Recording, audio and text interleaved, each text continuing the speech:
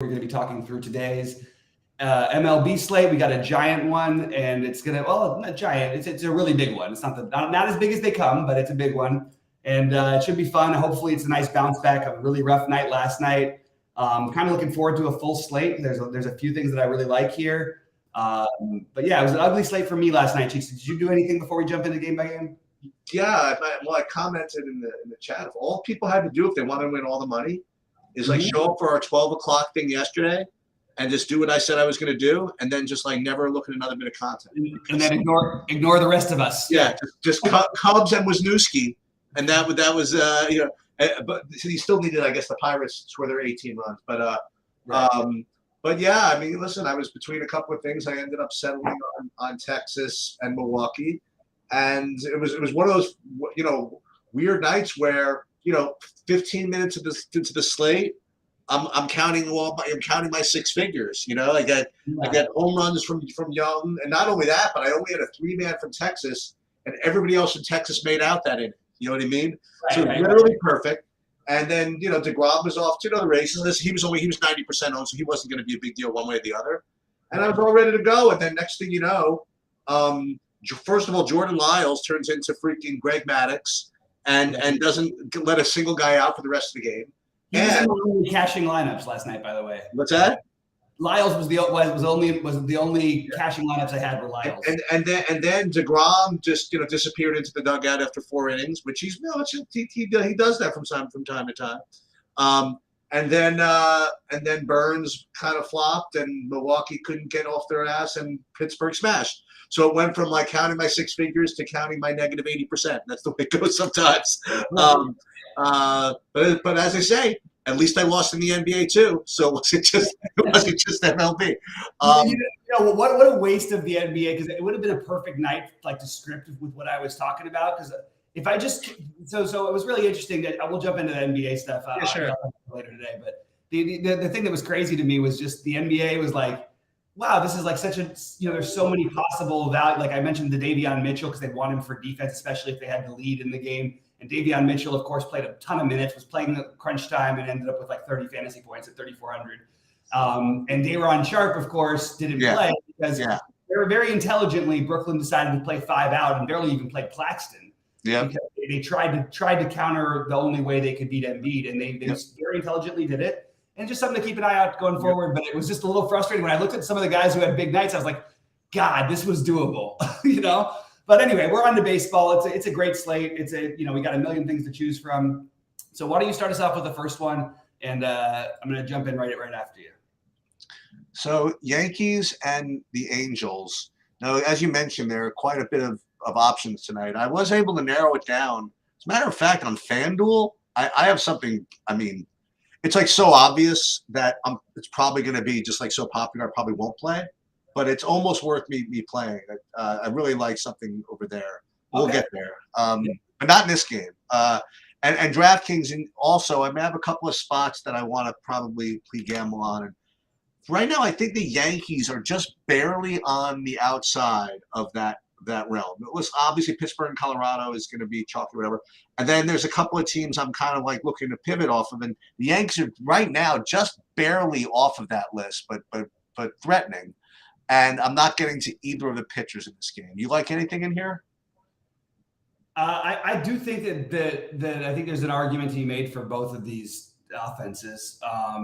It's obviously, as you know, you're in New York, so I'm not going to tell you what the weather is, but it's a little chillier, but there is 14-mile-an-hour winds blowing out to center field. It's only 53 degrees, but I look for a reason. And with a guy like Suarez, a wide range of outcomes guy who can get a little wild at times, it does seem like a spot where the Yankees could take advantage of that. So I guess I'm open to both offenses. They're expensive, especially the Angels. But if Volpe leads off, I think he's going to be a priority play, and I like this. I like this spot for the Yankees. So I have both the Yankees and the Angels as pretty solid up my list, and I don't think you're going to have to deal with, outside of very early, bizarre, hilarious projections. It just happens sometimes with SaberSim where a guy gets rated, but it looks like they may have fixed it now, because initially Shohei Ohtani, they still got Shohei Ohtani at 70% ownership. But earlier he was 128% projected ownership. So that was a very alarming number. And he was also I projected think to he's score. going to come in a little lighter than that. Yeah, he was projected to score like 38 fantasy points. And I'm like, oh, well, if he scores 38 fantasy points, I will pick him. I don't mind. I'll eat the 128. I might take a shot if he's going to score that many fantasy points. Yeah, that seemed a little crazy, but it's just an early projection. That's what you get sometimes. But yeah, both right off the bat, both these are definitely in play for me. Neither are my favorite, but certainly two teams I'm definitely considering. So what I'm going to do for the purposes of this show from now on is I'm gonna just like put in the stuff that's for me like the best as of as of that moment. Just kind of see where. So right now I really don't have any pitcher yet. So I'll throw the Yankees in here. And again, I didn't really care who's in what position, whatever. Just throwing some guys in here, and we'll see if we can replace them. And it looks pretty good to me. All right, let's talk about this other one. I think that there is an argument in this Baltimore-Washington game. Is that what you have next? Yeah. I think there's an argument that no one here's a pitcher no one will play on DraftKings that for some reason I always like to take shots out. He's 6,200. I am open to the idea of taking a shot on Kremer just because I'm open against the Nationals in general. I like to try and attack them, and Kremer is adequate enough, even though he's off to a rough start this year, where I'm actually considering him as just like a get weird play. The main story for this one, though, is going to be you have a pitcher in Josiah Gray who I actually like. Again, I still maintain that what I always think about him. He's very talented. He's trying to figure himself out right now. And his problem is he just runs into a million home runs. And it's going to be hard for me not to make the Orioles at least a priority mini stack, if not full stack, when you're facing a pitcher who has walk trouble and gives up power. And that just feels like a recipe for disaster against this Orioles team. It's a reasonable hitting weather, 66 degrees in Washington. So Baltimore is definitely going to be one of the teams that I, right now I have as one of my priorities. You also have a bad bullpen behind Gray. There's a lot of reasons I could, and even if you don't stack Baltimore, I think trying to, take a Mountcastle, Rushman, Santander, Mullins, Hayes, all these guys with the power upside, Gunnar Henderson against Josiah Gray, maybe at least getting a mini stack of Baltimore today. That's where I'm at. Yeah, I currently have Baltimore as one of the 3 or 4 teams, non-course teams I'm just going to target on DraftKings. And I also have them as actually just as good as Pittsburgh, Colorado on FanDuel. So listen, what's that? That's interesting because Pittsburgh and Colorado are pretty cheap on FanDuel, but so is Baltimore. So I see what you're saying. So with the caveat that you mentioned that sometimes Josiah Gray, I mean, you never know. He could put up a good game. I think it's kind of hard to ignore the upside for Baltimore in this spot. So as a matter of fact, let's for now, let's replace the Yankees with these guys. So we're going to have, it's always good to be able to get like a catcher as part of a stack that you catcher or an infield stack. And Baltimore has with Mountcastle. I would start with Mountcastle and Rushman, and then I probably would. I mean, you've got a very cheap Frazier, but the guys I'd rather have would be like Gunnar Henderson, and then you use 1 or 2 of the outfielders. That's what I would do. Yeah, so let's put these 5 in for now: Rushman, Mountcastle, Henderson, Mullins, and Santander. Yep. And we'll see what that looks like. I don't quite have it to get to Kremer tonight. It's always a good idea to play guys against Washington. I just had other things I wanted to do instead. Sure. There's a lot of good pitchers on the slate, even though they're all in tough matchups. That's why I sort of wanted to look for something different, So it's just the first look mentioned. And by the way, Josiah Gray deserves to be mentioned at least in the same thing. Yeah, it's just guys. We always get off the board with hitting and stuff like that, and generally take the better pitch. But early in the season, I tend to like to look for these little weird pitchers. So I'm not saying it's a priority. It's just a guy who I want to. Both Gray and Kremer are in my where I'm multi-entering. I think I might get a little bit of exposure to, just to get weird. Okay, Sheets. This is going to be a tough one. Why don't you start off with your thoughts on the Boston Minnesota one? Because So I have 3 guys below my top. I have 3 guys on the top of my pitching priorities, and then I have 3 kind of pivots underneath. And somebody here is one of the pivots, and that's Chris Sale. Chris Sale at 7,500 to me is a definite option. Definitely not as good as the top three that I have, but he's going to be lower owned, and I definitely like that. I didn't quite get to Sonny Gray, although I mean he has put up a couple of pretty good performances. So I wouldn't fault anybody. It's just like they just can't play everybody. So I didn't quite get to him. And I didn't get to either of the hitting here. So listen, it's going to be high variance when you play Chris Sale. But I think I might end up doing it. We'll see exactly what I do. But I'm kind of into this because the other two pitchers I have in the second pivots here don't have the same type of upside I think as Sale does. So we're gonna see. But right now, I'm probably gonna end up playing him. Yep. I am totally wishy-washy on this whole thing. And I think that's what I'm going to do with Sale. I think that every time Sale pitches on slates like this, I'm going to have stacks against him, and I'm going to play some of them. But look, if you look at the Twins offense, and people are like, the Twins have power, all this stuff. No, they don't. They have guys who could be very good. And in their lineup, you have no idea how it's going to shake out because, Julian will bat. He'll probably bat eighth today because it's a lefty. But with Buxton, Correa at the top, and then Miranda at 2.9K and Jeffers at 2,800, and then Garlick at 23, boom, there's a stack. And even Solano is probably batting third at 2,100. I only like him as part of stacks.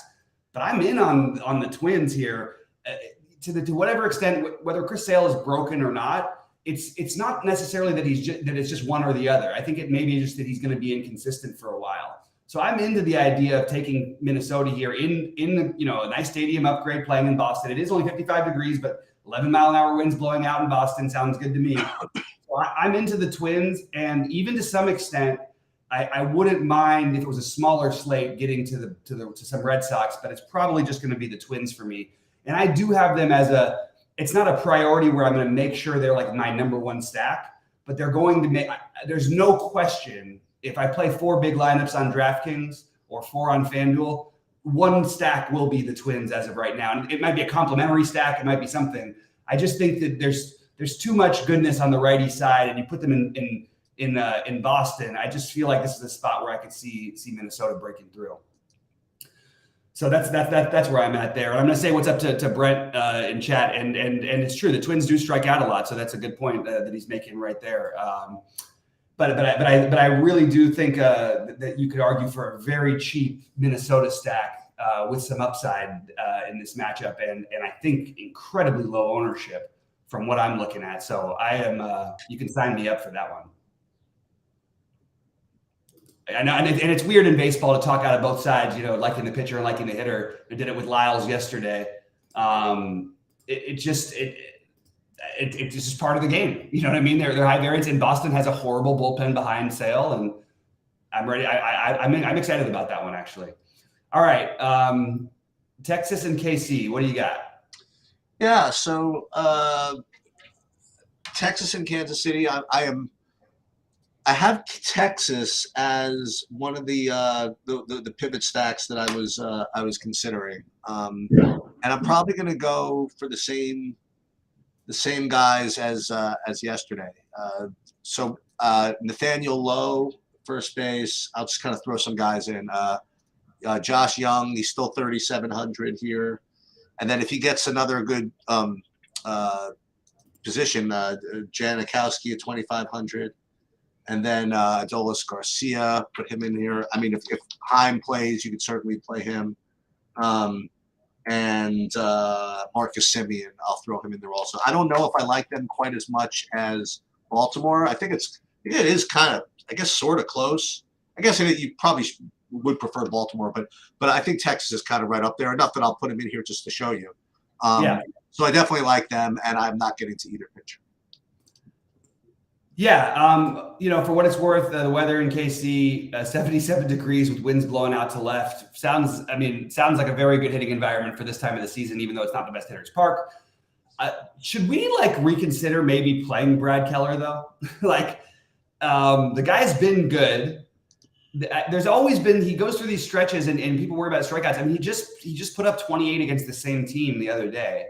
Now I don't love pitchers in back-to-backs, but I'm not like totally opposed to it. If Texas released the same lineup they did yesterday today, I think I actually would play him. Which is just Garcia being out, but I think that there's some room, and we see what happens. Texas gets off to the fiery start and then just does absolutely nothing forever. I could see that happening. You just got to get out of the way away from the fiery start. So I'm kind of open to the Keller as my other get weird play. And part of the reason I'm looking for these get weird pitchers is I'll just spoil it. I like Coors way more than I usually do today, and I'm having a harder time fading it. So getting weird with my pitching is my route to play some of that. But I do think that initially I wanted to think about Texas and I wanted to think about KC, and I think they're both fine as stacks. Doesn't feel great as 5-mans, maybe more 4-mans on FanDuel. I don't know. I don't feel like this is the team that's going to score the most runs tonight, but Texas is affordable outside of the Simeon and Garcia, and it just makes an easy stack. You have the basically the cheapos outside of the Witt, Melendez, Perez guys on KC, although they're the guys you'd want to use.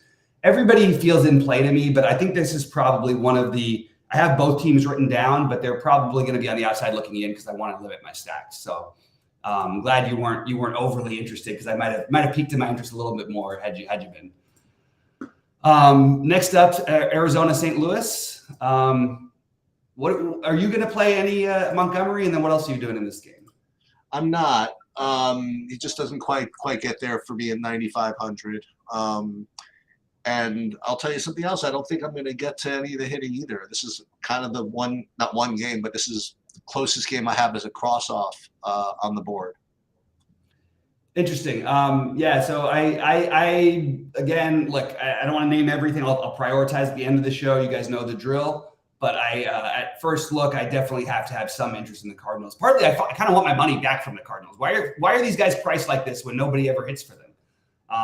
That was one of my weird plays. I got weird with instead of playing Young in my Texas stack, I decided to play Arenado to try and differentiate with an Arenado Contreras type of thing, and it didn't quite work. But I still think this Cardinals offense is better than people think. I also think the Diamondbacks are just a better real-life baseball team than people think. So maybe a good enough reason to fade Montgomery. I think he'll look, you're playing 150, he's in the mix. I don't know how to get him in otherwise. But I do have some interest in the Cardinals. I'd like to revisit it when I see what their lineup is later. That Edman in the 9-hole keeps bugging me because he's always a shortstop I want to use when he's, because they'll bat him 9th and they'll bat him leadoff against lefties. Maybe they shift their lineup up because they really haven't been the offense that we expected. So I have mild interest in the Cardinals, but they fit into the same Texas category for me, so we can move on. Yep. And for me, which shocking, I don't know if I've ever had 2 slates in a row where I said I'm not interested in Toronto. It almost really could have, it burned me anyway because I didn't do well last night. But it looked like, actually Houston was the one that almost burned everybody, or did burn a lot of us. I'm basically, this is the game I'm basically off of. The one thing I would mention is that I do think that there is some upside for Bissett. I understand they got to Gausman early last night and all that stuff. I'm still not a buyer entirely into the Houston offense as currently constructed. I think that they're good, not great. After you get through the top 5, you're dealing with some real iffy guys. And I'm probably just off this game. I'm not going to fault anyone for stacking it, but I need to narrow myself somewhere. Anything for you, Sheets? Yeah. I'm not getting to any of the pitching here, but I am getting to Toronto. They're one of the non-core stacks that I'm looking at here. I know Arcudi is not exactly the easiest guy to get after, but that's just kind of where I am right now. And I have Houston just sort of on the outside looking in to this whole group. And I guess that's it. I mean, it's not like Toronto is like a priority really, but right now they're significantly up there for me as far as stuff to play without getting too popular. Yeah, I like what Brett just said. By the way, reminding me about maybe an Air Jordan. He's talking about Jordan Walker on St. Louis from the game before. I do want to continue to play guys like Walker who are going to break out in a big way this year. I'm expecting, but I like that you like Toronto because I think you're going to get no ownership on them. Anytime you get no ownership on Toronto, it's probably a good idea to do it. I just personally have other stacks I like a little bit better, but Urquidy I think I have too much respect for the Houston pitching in general to usually attack them, especially Urquidy, the top four guys, I guess. And by the way, if you wanted to play Alvarez and Tucker, I'm not going to fault anybody for it. I just have to make some cuts at some point. But this is an interesting game with like less than 5% ownership basically on every player. With two, even with what I said about Houston, there's still a lot of power in these offenses. So I like the idea that you're getting a little different there. All right, Toronto and Pittsburgh and Colorado. Why don't you start us off, and then I'll jump into my. Yeah, I have Pittsburgh and Colorado as the two top stacks overall on the slate. Just a question of how much ownership you want to eat. Now, again, this is probably, as I'm sure that you'll go over, kind of the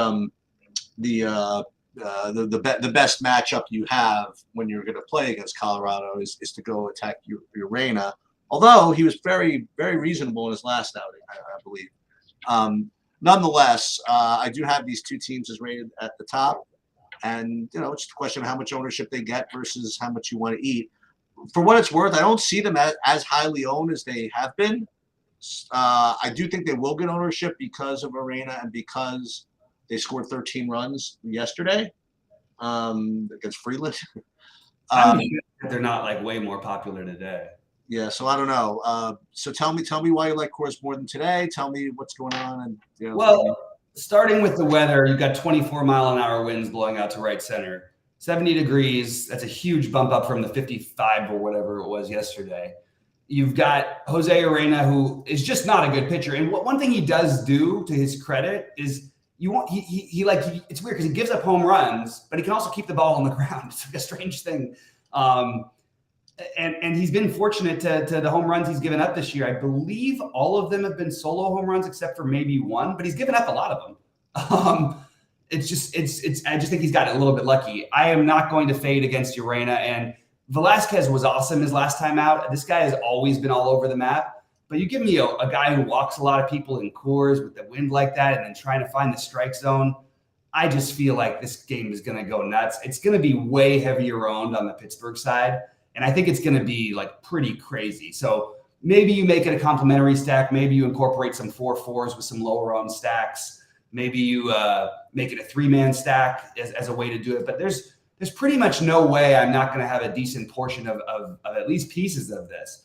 What I would say is on the other side, I think you will get some lower ownership on guys like Chris Bryant because of the price, because everyone, play the other one. Charlie Blackmon will be low owned, which sounds nice to me. And then you've got Daza, who will probably be the next lowest owned guy.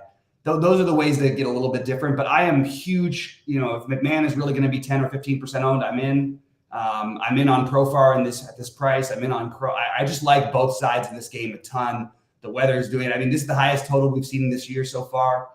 So I can't imagine it gets ignored. So maybe I have to find a way to navigate and like I said, do some 4-4s or use the 3-mans from this game, or maybe even do something like I don't know how to do it. I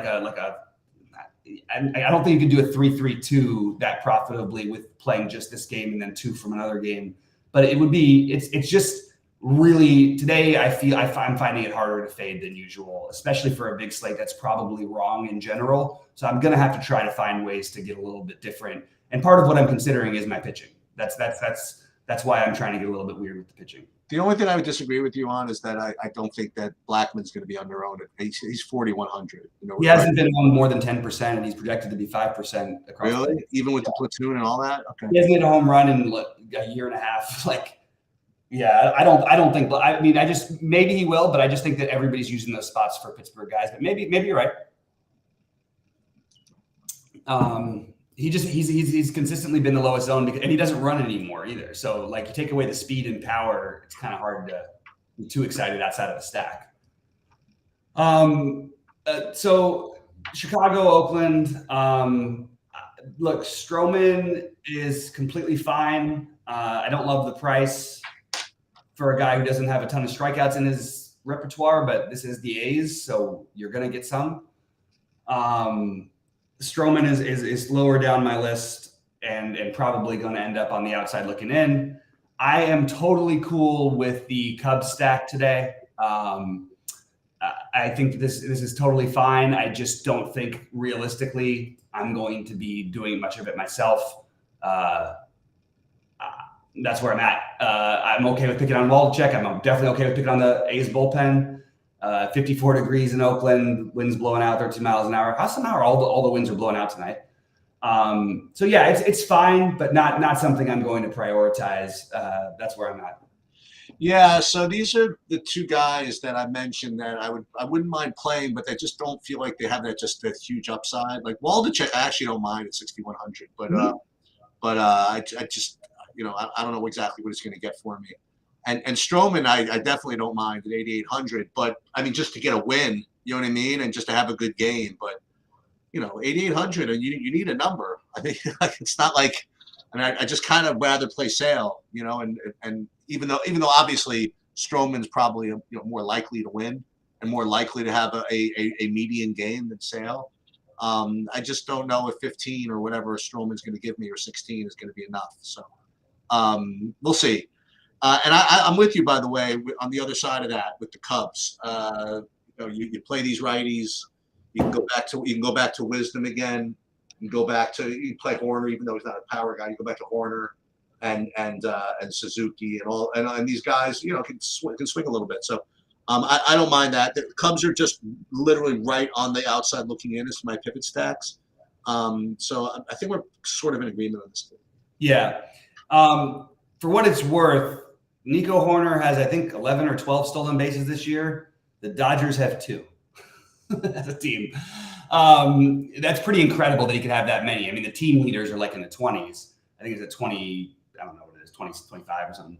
But the Cubs are 4th in the league in stolen bases largely because of it. They also have decent power, even though they're not a great hitting team. So they're the kind of team that you want to stack. When we talk about how does a team score runs, the Cubs fit the mold of the ways that we want: stolen bases and some power. You know what I mean? All right, moving on to Milwaukee, Seattle. Is that what you have next? Yeah. So in the last 3 games, this is where I think the pitching is going to come from. Depending on where you pick. And for me, I mean, Logan Gilbert just seems like, I mean, I don't want to say the best play, but I can certainly argue that he's the best play. So he's going to be one of my top 3. He's cheap enough. Matchups probably better than the other good options. So I definitely like Gilbert. He's safest for me. I'll end up probably putting him in the big buy-in at the end of the day. So that's where I'm at. And as far as hitting goes, I'm not getting to see Ray, whoever, and I'm not going to get probably to either sets of bats.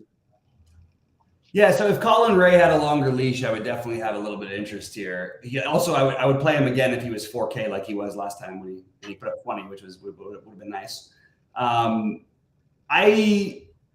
I'm sort of like I don't know how Gilbert is not like one of the top plays. You can make the arguments all you want about anything. It's just an awesome spot, and he's a really good pitcher, and he's incredibly efficient.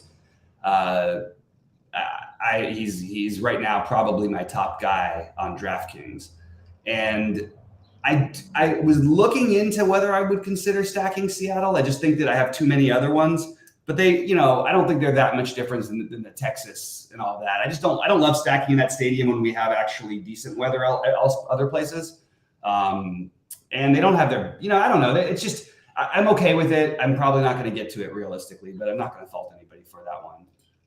But I love Gilbert.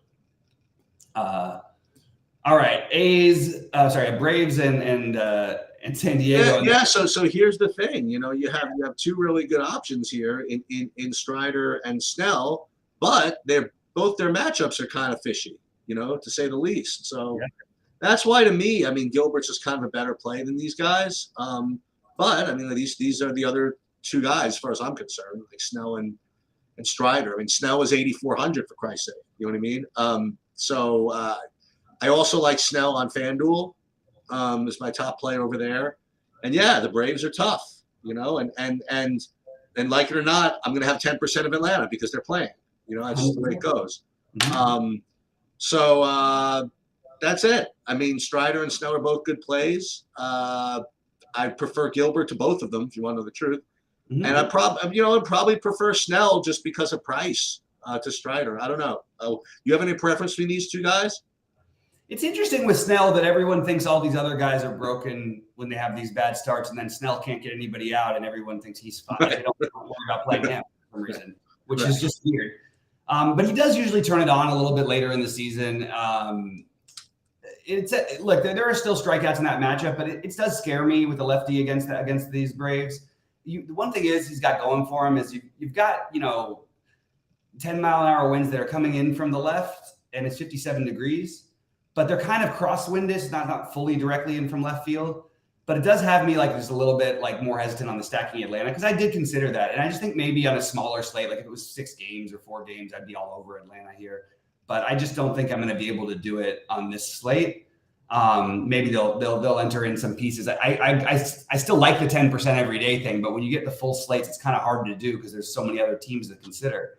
I have Strider as the top raw pitcher on the slate.